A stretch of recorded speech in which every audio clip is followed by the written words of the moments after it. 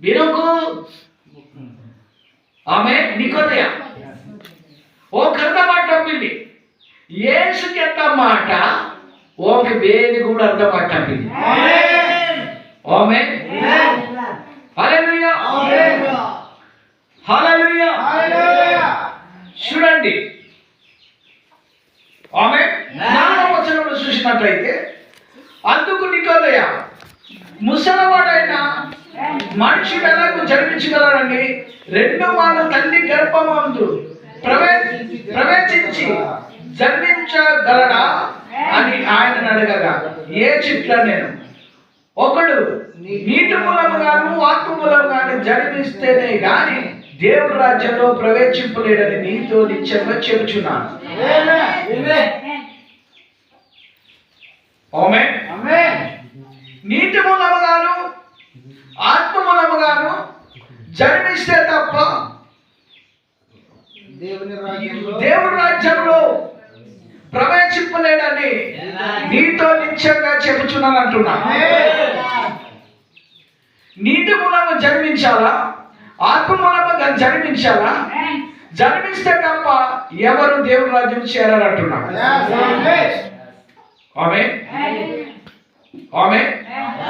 జన్మేంటి? మన ఎలా జన్మించగలుగుతారు? ఆమేన్. చూడండి, కొత్త జన్మ వచ్చినప్పుడు నీవు మార్పు చెందవట. కొత్త జన్మ వచ్చినప్పుడు ఒక విషయం, తల్లి గర్భంలో 9 నెలల మోచి ఆ బిడ్డ బయటికి వస్తున్నప్పుడు ఆమె నీరు వస్తుంది, ఆ తర్వాత రక్తం వస్తుంది, ఆ తర్వాత బిడ్డ వస్తుంది. ఓకేనా? హల్లెలూయా. ఉమ్మి నీరు తర్వాత రక్తం, రక్తం తర్వాత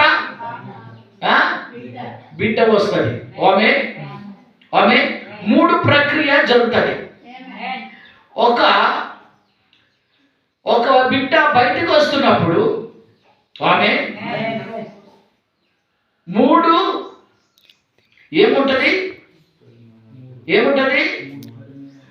3 ప్రక్రియ జరుగుతుంది. 3 ప్రక్రియ జరుగుతుంది. హల్లెలూయా. మీరు వాక్యం వినాలా? విష్ణు చూడు, ఇప్పుడు మీకు తగులుతాయి దెబ్బలు. వాక్యం వినాలా? నీ పెద్దడుగా వాక్యం వినాలా? ఆమేన్. చాలా వినండి. హల్లెలూయా. నిజంగా ఇక్కడ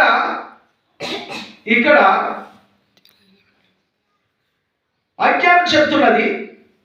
ఈ 3 అధ్యాయంలోనూ 5వ వచనంలో మనం స్పష్టంగా చూసినట్టయితే